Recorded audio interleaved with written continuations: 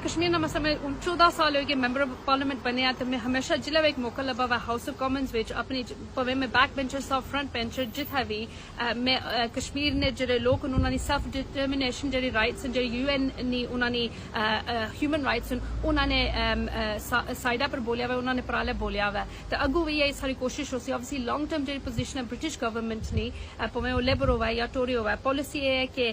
support करने आसा UN JD resolutions हैं असी ऑब्वियसली अपनी तरफों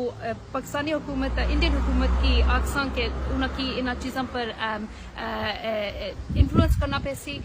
कोशिश करनी पैसी कि वो रेजोल्यूशंस फुलफिल होवन ऑब्वियसली ब्रिटिश गवर्नमेंट उठा हुकूमत नहीं चलाई सकनी सिर्फ अपना इस्तेमाल अपना इन्फ्लुएंस करी सकनी है तो अपनी तरफों कोशिश करी सकनी है कि उनकी इंकरेज करा कि इस मसले की हल करा तो मैं भी ऑब्वियसली जिस तरह ऑलरेडी करनी रही हूँ अपने आप की एक कश्मीर नी